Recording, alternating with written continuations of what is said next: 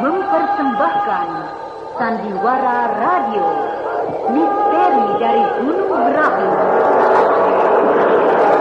Dalam kisah Pengantin Lembah Hantu.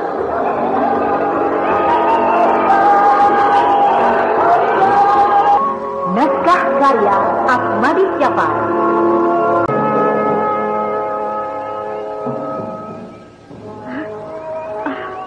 Itu suamiku datang.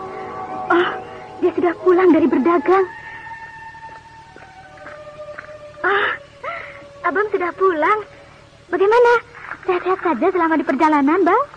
Ya, begitulah. Abang mau minum apa? Kopi? Teh? Sudahlah. Aku tadi sudah minum kopi di warung sana. Bagaimana barang-barang dagangan Abang? Banyak untungnya? Ya, kali ini lumayan. Banyak juga untungnya dibandingkan sewaktu aku pergi berdagang dulu. Syukurlah, Bang. Kita akan bisa dengan cepat membayar hutang pada keluarga Bang Darwis. Tidak usah tergesa-gesa membayarnya, Bang. Hah? Kenapa? Kita bisa membayarnya perlahan-lahan. Dan juga tidak semuanya yang harus kita bayar. Tidak semuanya? Iya. Hanya membayar hutang kita separuhnya maksudmu? Iya, hanya separuhnya. Kenapa begitu? Apakah kau sudah bayar yang separuhnya lagi? Bukan begitu. Lalu? Aku telah berhasil menikahkan Farida dengan Mardian. Menikahkan Mardian? Mardian anak Bang Darwis maksudmu? Iya. Kenapa? Bukankah begitu janji mereka pada kita? Iya. Aku tahu. Tapi... Kenapa, Bang? Dan di mana mereka sekarang? Maksud Abang? Maksudku, apakah mereka itu rukun-rukun saja sejak berumah tangga? Karena Mardian berpendidikan tinggi, maksud Abang? Iya. Karena mereka tidak begitu akrab, kan? Iya. Mereka cukup bahagia, walaupun sekarang Farida ditinggal untuk sementara oleh suaminya. Mina, mana ada orang yang berpendidikan mau meninggalkan istrinya begitu saja? Mana pengantin baru, cantik lagi. Seharusnya dia tidak berbuat begitu. Kan kurang sopan dilihat orang-orang. Kurang sopan bagaimana, Bang? Dia itu pergi untuk meneruskan sekolahnya. Sekolah kan juga kewajiban bagi orang seperti si Mardian itu. Apa itu bukan suatu kebanggaan sebenarnya? Gila betul. Kau bilang dia pergi sekolah. Lalu kenapa, Bang? Kau maksudkan dia pergi meneruskan sekolahnya ke Batavia, bukan? Iya. Kemana lagi? Tanggung kan, tinggal setahun lagi. Celaka. Benar-benar celaka kalau begitu. Abang ini bagaimana? Apanya yang celaka? Kau pernah mendengar nama Badirul? Badirul? Pak Badirul? Iya, yang rumahnya di balik gunung ini. Iya, kata orang-orang dia hebat. Orang hebat, Bang. Hebat dalam hal apa? Ya, kata orang begitu. Walau aku belum pernah bertemu dengan dia. Dia orang hebat memang. Tapi orang yang paling suka melakukan kejahatan. Lalu, apa hubungannya dengan Mardian, Bang? Begini, 2 hari yang lalu, aku lewat di desa itu. Dan aku melihat Mardian ada di sana. Mardian ada di situ? Apa Abang tidak salah lihat? Bahkan aku melihat Mardian menginap di situ. Apa yang dia kerjakan di situ, Bang? Ya, biasanya orang-orang yang datang ke situ kerjanya pasti tentang kejahatan. Kejahatan? Masa iya Mardian akan berbuat kejahatan? Kita kan tidak tahu hati orang, Ros.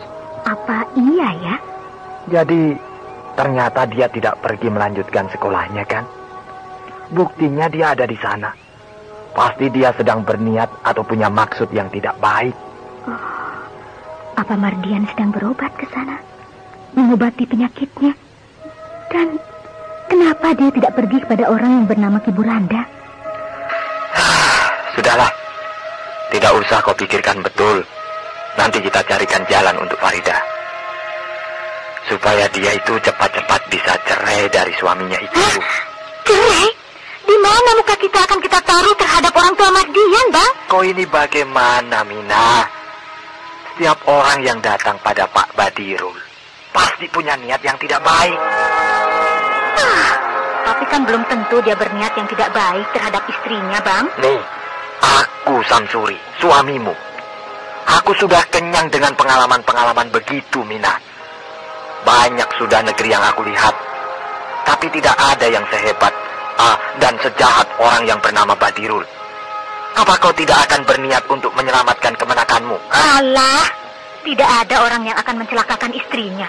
Apalagi mereka baru saja menikah. Kalau kau tidak percaya, kita lihat saja nanti apa yang akan terjadi pada diri Farida. Aku tidak percaya. Ya, kita lihat saja. Kau atau aku yang benar.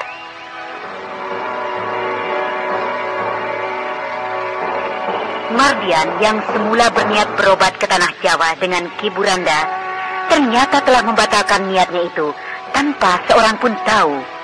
Dan kini tampak dia sedang duduk berhadapan dengan seorang tua yang kelihatannya angker dan berwibawa. Kau sebenarnya beruntung bertemu denganku, Mardian. Ya, Pak Badirul. Karena penyakit yang kau idap ini susah sembuhnya. Itulah, Pak. Kata Pak Salihun, hanya Ki Buranda yang bisa mengobatinya. Alah, kenapa harus jauh-jauh? Benar-benar dia Salihun yang tidak memandang aku rupanya. Apa dia tidak ingat bahwa dia bisa menaklukkan lembah hantu karena bantuanku, karena seizinku? Benar-benar menganggap remeh aku. Tapi biar, nanti pada suatu saat dia akan aku beri pelajaran supaya dia tidak kurang ajar lagi. Jadi Bapak bisa menyembuhkan penyakitku ini? Kenapa tidak? Walaupun syaratnya berat. Syaratnya apa, Pak? Sekarang kau ceritakan dulu padaku. Apakah kau kemari setahu istrimu? Tidak, Pak. Bagus. Tapi aku ingin tahu juga. Apakah kau mau kalau aku minta tumbal? Tumbal? Maksud Bapak bagaimana? Ya, tumbal. Jadi untuk menyembuhkanmu harus ada yang menjadi korban. Korban? Korban manusia maksud Bapak? Ya. Kenapa kau diam? Kau tidak mau? Rasa-rasanya memang berat, Pak. Tapi kau harus ingat, tumbal itu tidak sampai mati. Lalu? Jadi begini, dia itu harus seorang perempuan dan akan aku serahkan pada penghuni lembah hantu. Apakah Tante Rusmina saja yang akan aku serahkan? Bagaimana? Kau sanggup? Jadi harus diserahkan ke lembah hantu, Pak? Ya, memang ke sana. Karena lembah itulah satu-satunya yang tidak termasuk kekuasaan si Jabat. Jadi Datuk Panglima Kumbang pun tidak akan bisa masuk ke lembah itu. Bahkan melawan para penghuni lembah itu. Ya. Akan aku coba, Pak. Jadi, siapa yang akan kau berikan nanti padaku? Ya, nanti akan aku coba membujuknya, Pak Badirul. Yang aku tanya siapa yang akan kau berikan padaku? Ada, Pak. Tante istriku. Tante? Siapa itu? Maksud saya, bibi istri saya, Pak. Oh, begitu. Baik. Aku harus lihat dulu orangnya. Apakah dia pantas untuk dijadikan tumbalmu? Tapi, apakah sakit saya ini bisa sembuh, Pak? Kalau tidak sembuh, percuma aku digelari si ular hitam. Hitam kataku, maka hitamlah yang terjadi. Putih kataku, maka putihlah yang terjadi.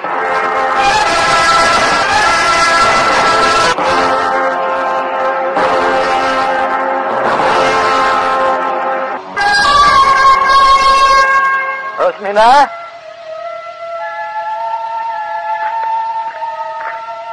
Rusmina!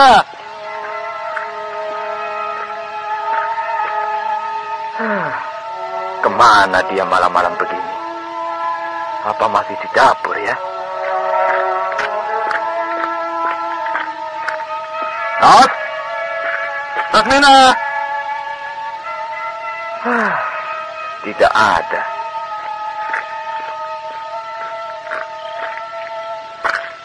Sudah jam 1 malam, tidak ada di rumah.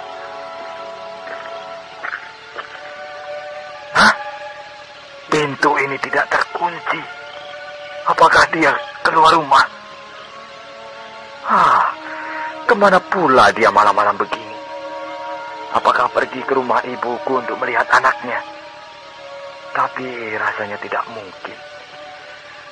Malam begini pergi ke sana sendirian. Apa aku harus mencarinya malam-malam begini? Tapi kemana ya?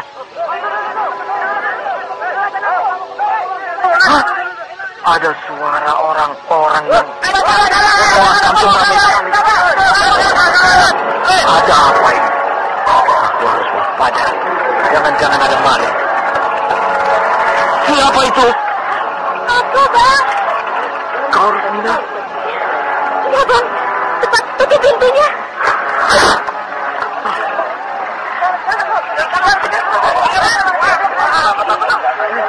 Dari mana kau? Dari mana? Aku dari sana. Iya, di sana itu di mana? Dari ujung jalan itu. Lalu orang-orang ramai itu ada apa? Aku tidak tahu. Kenapa mereka mengejarnya ke arah kemana? Aku tidak tahu. Coba periksa ke sana itu. Kau dengar suara-suara itu? Iya. Siapa? Aku. Mereka mengecek pintu rumah kita. Apa hubungannya? Aku tidak tahu. Tapi jangan biarkan mereka masuk, Bang. Iya, tunggu. Bang, jangan bukakan pintunya. Kenapa kau takut? Tidak biarkan mereka masuk. Biar aku bukakan, supaya dia pergi. Jangan.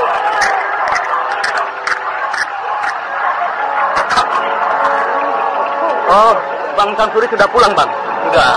Ada apa kalian ribut-ribut? Wah, berbahaya. Iya, Bang, berbahaya. Berbahaya bagaimana? Abang tidak melihat seekor harimau hari kemarin? Iya, harimau. Harimau? Sekarang sering harimau masuk ke dalam kampung kita, Bang. Dan kalian melihatnya lari ke arah rumah? Iya, dan tiba-tiba saja hilang di sini, Bang. Dia menghilang di balik semak itu. Berbahaya juga kampung kita ini sekarang. Iya, benar, Bang, berbahaya. Dan harimau itu sudah memakan seekor sapi di rumah Pak Tiar, Bang. Di rumah Pak Tiar dia makan sapi. Makan sapi? Kalau begitu benar-benar berbahaya kampung kita. Jadi, Bang Samsuri benar-benar tidak tahu atau tidak melihat binatang itu di sekitar ini? Tidak lihat, Bang. Aku dari tadi berada di dalam rumah ini saja. Kalau aku keluar, mungkin aku yang diterkamnya. Sudahlah, Bang. Masuklah, Bang. Biar kami cari binatang itu di sebelah sana, Bang. Ayo, kita cari. Ayo, cari. Ayo. Selamat aku. Kamu tidak.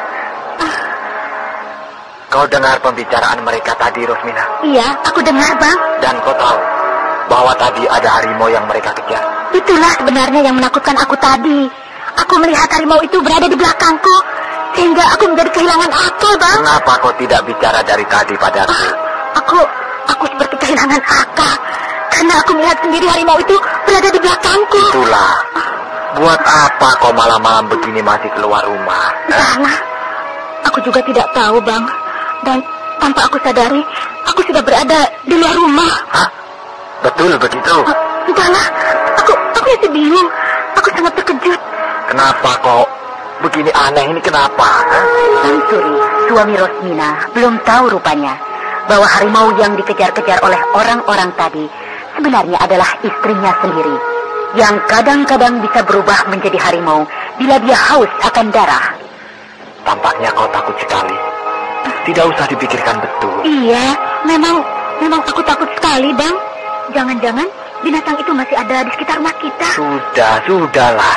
Jangan berpikir yang bukan-bukan. Untung suamiku tidak tahu apa yang aku lakukan. Dan sekarang aku puas, karena aku tidak haus darah lagi.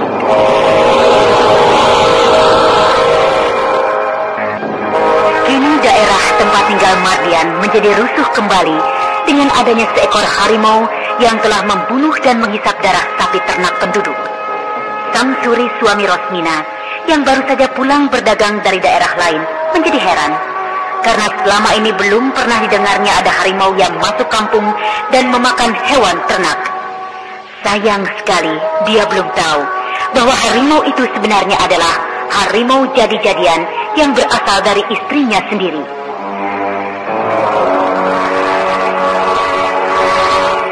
Sementara itu Mardian rupanya tidak kembali pergi meneruskan sekolahnya, tapi dia telah mampir di rumah Pak Badirul yang terkenal hebat dan juga sangat berbahaya itu.